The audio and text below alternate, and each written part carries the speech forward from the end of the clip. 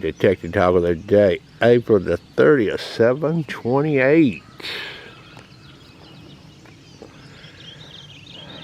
You know, not all people are equally blessed. And there are beginners out there that get into metal detecting or buy their first metal detector. And you know, this Vortex, unless you own 2 of the machine, especially if you've got one of them with version VX9 model, if you've got one of those, you can't show what a VX5 does necessarily in a VX7, right?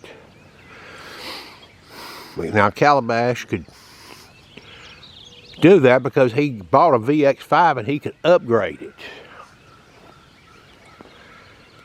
And Iffy Signals did show the previous version of this Vortex VX9 9.08. So what I'm saying in this video is, you notice Calabash yesterday on the beach, he broke out the Vortex, or the Apex, I'm sorry, he broke out the Apex after he showed the Vortex. Well, that was another Garrett product. But maybe people that want to do videos don't have an Apex, another Garrett product, or an AT Pro or whatever. Of course, you can't use AT Pro to Salt Beach. So if you broke out another company's product to show proper operation, you know, that could be taken as a what. So here's where I'm going in this video. And you know, Garrett designed this thing, this Vortex, where it couldn't be downgraded, where you could make a VX9, a VX7, and a VX5 to show people what the VX5 is doing, like Calabash did. You know, that's the introductory model of the Vortex. That may be the model a beginner buys. So I guess what I'm saying here, when Iffy Signals did his videos, and when Calabash did his videos, I probably should have started off saying, look, we're going to concentrate first here on the beginners. Here's what a proper functioning detector does when it comes over a nail, larger iron, a bigger can, hovering a coin, and then progressing the call to another target. This is what a proper functioning detector does. Now, this may not be a Garrett product, but that's just tough. You know, this is not a slam. You know, that's not a slur to Garrett. It's like, I have to show this. Show the beginners. Most experienced people, you know, they'll follow along and they catch on quick. But we've got one out there, evidently, he doesn't catch on so quick. I went back last night and looked at all the videos that Calabash Digger did and all the videos that Iffy Signals did. I thought they were very good videos. Okay. And then we've got this guy, Carolina Digger, who had never held a Vortex in his life, had never turned one on in his life. I guess maybe until that day he had that VX5. And you know how long it took Carolina Digger to figure this out? Now, he's probably would be deemed experienced detectorist. I think it took him about 60 seconds to see what that machine was doing. 60 seconds. Well, we got one old boy that says he couldn't get the machine to act up all week in. But there's good videos posted by Calabash Digger and Iffy Signals. Okay, they use some different targets, the nail orientation, and the size of the nail would matter. And coil height matters. That was talked about in those videos. Okay? So here's where I'm going again. Iffy signals. If you see this video, Calabash Digger, anybody else out there that's doing a video showing a detector acting hokey, I guess what we're going to have to start doing is a C-spot run video. Step 1, place the coin or nail or whatever it is. Step 2, place the nail in this orientation or a bigger piece of iron. Step 3, when you sweep this, vary the coil height from all the way down close up to about 4 inches. Step 5, try to hover the iron for a few times and then go over to the non-ferrous target and see what happens. Step 6, get 2 non-ferrous targets, unlike items like a quarter and a nickel. Put them about 10 inches apart. Hover one of them multiple times and then proceed to the next coin. Does it detect it or not? Step 10, get a aluminum can and squash it with your foot and lay it down. Place a coin about a foot away from it. Try to sweep over that can from about 1 or 2 inches. Vary your coil height. Come across the coin. See what the detector does.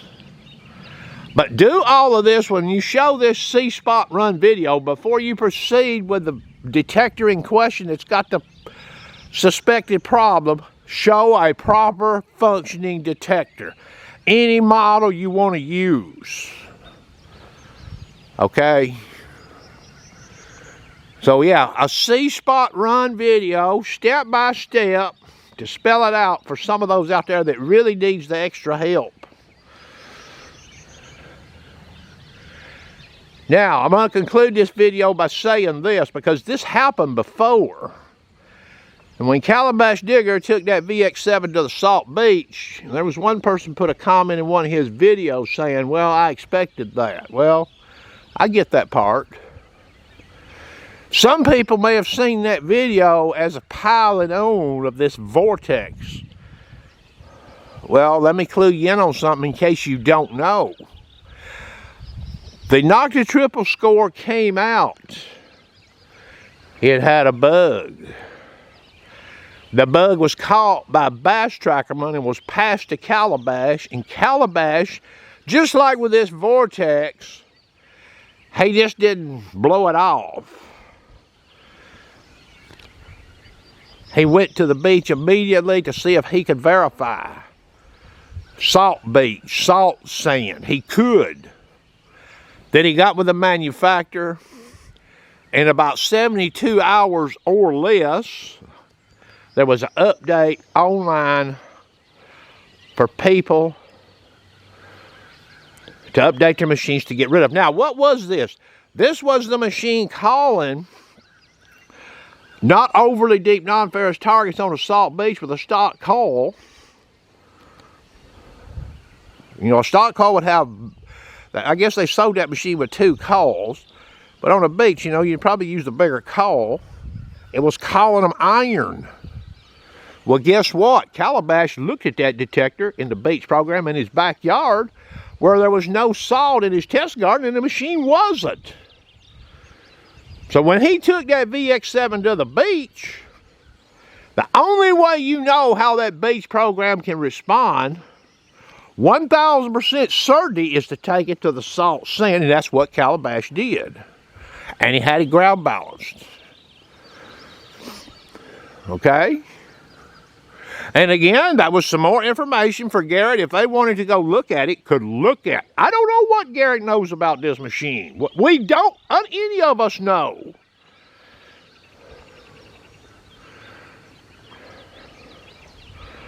So the videos, you know, we'll do this, a proper operating one first. You can talk about the problem.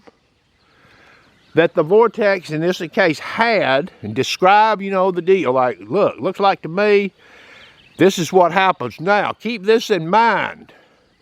Multiple videos were done with this after this friend of Calabash's named Johnny supplied a video clip that showed a potential problem. And he used a nail and a quarter. That's how this got started. But there's more to this problem. It's not just iron that causes this detector to struggle. And so what I'm saying is the causes, as far as objects in the wild, objects used in controlled tests, metastasized. Okay? Bigger iron, sort of nail-shaped, elongated, coming not down the length of it with a call, even crossing it. But you probably can't get this detector to act up much with a regular 10, 12, or 16 penny nail turn coming across the barrel. You have higher odds coming down the barrel. As well as aluminum cans, as well as sweeping a non-ferrous target or hovering a non-ferrous target.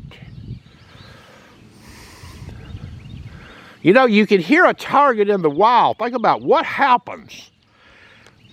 Go back and watch Calabash's video. Just think about this. Practical application. You're sweeping that machine on that beach. There's that smashed can. Inch under the sand. Maybe you're out there after a storm hit or something. You know, there it is. It's there, an inch under the sand. Smashed. So if you'll notice what Calabash Digger did yesterday, the machine gave a little blip, little short blip. So you're out there in the wild with that machine on that beach. You got a little blip. Well, you might get a blip with any metal detector sweeping it. So what does a metal detectorist do when they hear something? Maybe they're like suspicious. They backtrack the call, don't they? They stop. And they backtrack the call and they sweep. And they may make some shorter sweeps where they heard the blip coming from. Well, in the case of the Vortex, what happens? You don't hear anything on that can. So then you say to yourself, well, I don't know what that was. There ain't nothing there. I'm sweeping. I'm making 6 to 9 inch passes of the call back and forth, back and forth. That's how we use metal detectors to isolate a target. So you get done doing that, and whatever direction you're headed in, for the next so many seconds, you sweep that detector call over a good target, a gold ring, or nickel, a coin, or silver, whatever, and you get absolutely nothing. And then as the detector evidently is kept away from any metals, it will time out, and then you have a chance to actually detect something shallower or deeper. Okay? So that's what could true blue happen to you with that detector, with that version 908 and that VX7 on Assault Beach, with whatever it's got in it. Currently, I've not looked at Garrett's site since about 3 o'clock this morning, I don't guess. So I don't know what they've got up over there. Or on their YouTube channel. Now, anyway, that's going to conclude the detecting talk of the day.